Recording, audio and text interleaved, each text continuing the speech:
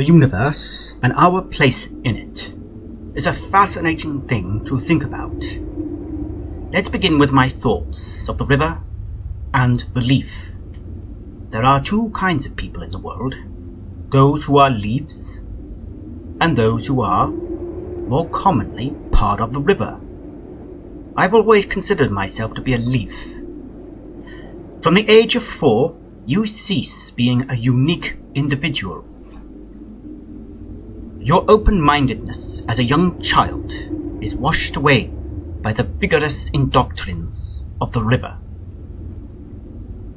From the age of 4, you are thrown into the river, and that's it, hopefully. You'll just go along with the motions, the flow and ebb of it all. And the river goes along and does whatever a river does, goes around in circles, does the same thing over and over, rinse, repeat, through life and death and life. Round in a neat circle, the river. That is life, and that's how everyone lives. So, at the start of the river there is school, obviously.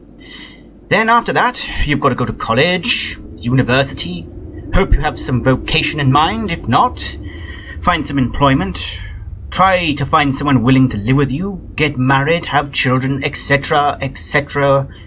We all know the drill. You teach your children as best you can, or hope to try to, then get old and hand over the reins. The river rejoins and it all starts over again, rinse, repeat. That's how it is for the majority of people living on the earth. I am not saying that this is a bad way of going about things, not at all. Some people need direction, something to focus on. If, say, you are not a creative person, then the flow of the river is perfect for you. It gives you something to strive for. It's a good thing. But then sometimes you get leaves. I am a leaf. Now, leaves sit on the bank of the river, and they think to themselves, now, what is this all about? What is this bunkum? What a lot of nonsense it is. How can you take this seriously? Going around in circles, the same thing over and over and over. And then along comes the breeze. It throws the leaf every now and then into the river. And the leaf has to go along with the current. The leaf doesn't want it, but the leaf has no choice. The breeze, it won't let the leaf go. The leaf wants to be free of it, but that isn't going to happen. No matter how hard it tries to resist, the breeze is going to carry the leaf along. And the leaf is going to get caught up in the thick of it. The leaf is going to go down the river for as long as it has to, till it is washed up on the bank again. And there it can sigh, a breath of relief, look behind and go, thank gosh I'm free of that. That is how you feel after returning home from a day at your job. I didn't want to be part of the river. Didn't want to go to school, but I've done it all because of the breeze, and I was dragged along the river, never really part of it because I'm a leaf and should really be on dry ground, but because I had no choice, I had to flow along with its course like everyone else. Growing up, I wanted to be a writer. Right now, I would love to write for a living. Well, good luck to you, responds the breeze. No chance. But it is good to get out of the river and look back and sigh and say, damn, I could never truly be part of all that madness. And every now and then I can write and do something creative, and those are the times I'm on the bank, away from the river, free of its flow, and can enjoy the feel of the solid earth beneath me. But again, I say there is nothing wrong with the river, nothing actually wrong with it. I just don't want to be part of it. But at the end of the day, that's my damn problem. I'm not saying it's wrong, not at all. It's just not for me. And maybe there are other people out there who empathize. But let's ask the greater question now. Is there something beyond the river? In this day and age, in my country especially, not a lot of people think there is. I personally think that it is a sad thing, but that is just my opinion. I think there is something great out there in the wide cosmos. That thing we call the universe, space, whatever. That thing beyond the rim of the earth. That thing we wonder at and hope, only hope to understand. Oh, how desperately we want to understand it. The last great mystery. But is it? Is it a mystery? Okay. Consider this, then. I call this the Fishbowl Theory. Theory? Whatever. It's just an idea at the end of the day. Feel free to disregard it if you disagree, but here is my thought of the universe, and how we perceive it as intelligent components in the fantastic chain of life.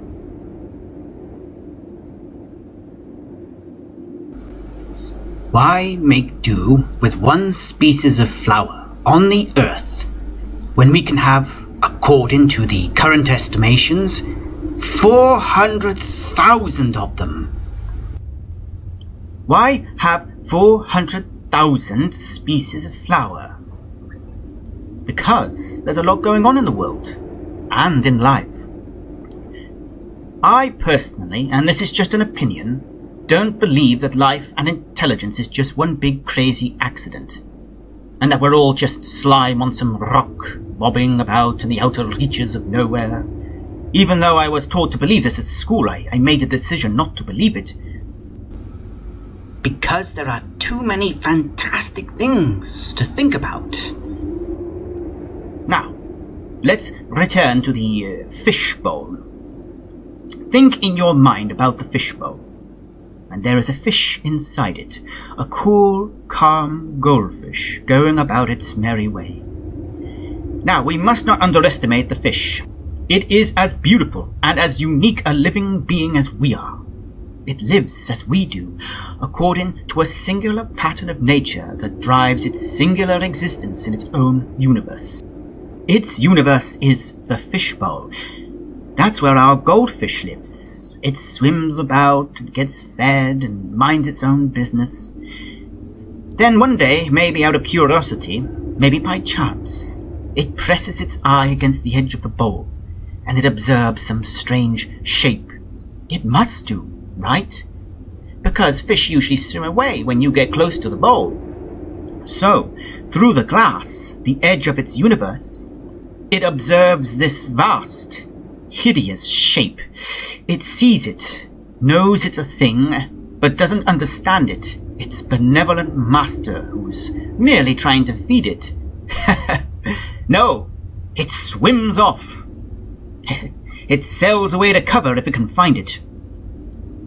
But it sees the shape of it and it knows it's there. It knows there is something out there beyond the rim. That, I believe, is how it is with us humans on this planet Earth. When we try to investigate the vasty cosmos and wonder at the stars and the great distances between it all, gobsmacked by how small and doomed we all are in the thick of this eternal space. That's what it's like with the fish when it looks with its tiny eye out through the glass of the fishbowl. We see shapes as well, and assign numbers. Mathematics will explain it all, but we don't really know what it is. We haven't a single idea.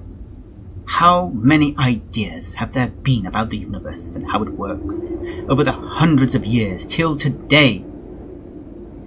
You have the Newtonian idea of time being the same everywhere.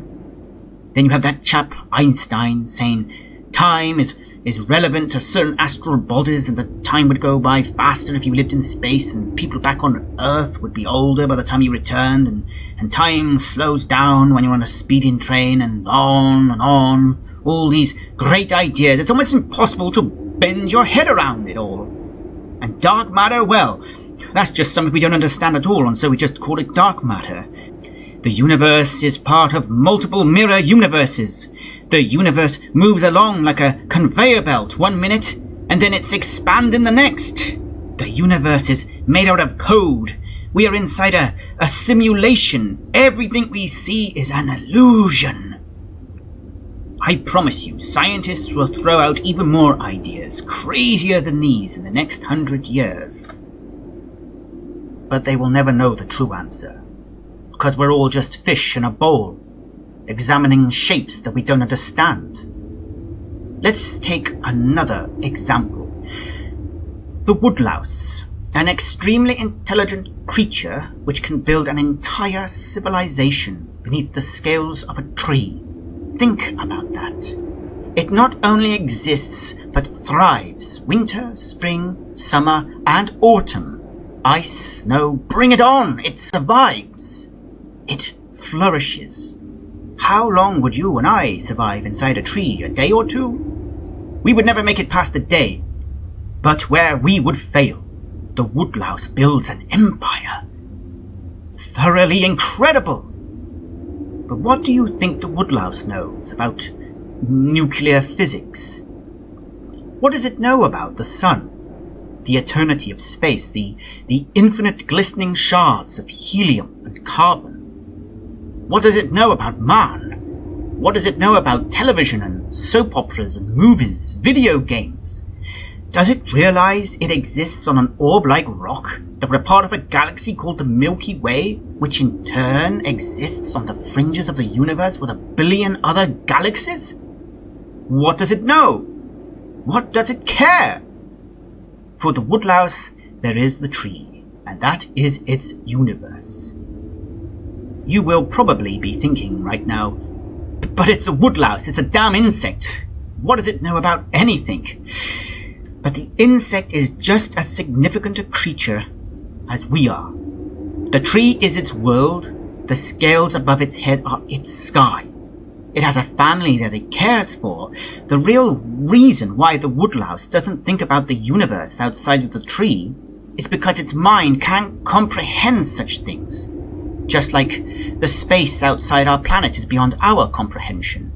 We look at it through the glass of the fishbowl and we think we know it, but we don't. There's something fantastic out there, beyond the twinkling fields of wonder, something that is beyond amazing. And it makes about as much sense to us as a television would if it were to be displayed before the fantastic senses of a woodlouse. Now, I'm not trying to simplify human intelligence. Everything I have said in this is just an idea. I just wanted to make a comparison between the different layers of life and how different beings might perceive their surroundings. Maybe it would be better if we were more like the woodlouse and lived in harmony and happiness within the tree. Stick to the earth and stay where we belong. But then again, maybe not. Maybe humanity's destiny lies beyond the earth. Maybe we should spread out to other planets. I, personally, think it's a great idea if it could ever be done. I mean, you get woodlouse in all trees, right? Not just one, which means they moved about at some time in their lives, and so maybe we will do the same one day. But never forget the fishbowl and the glass. The glass that we look through when we try to see things outside, eyeing those places that our tiny feet have yet to tread. There's something fantastic out there, and the woodlouse would agree.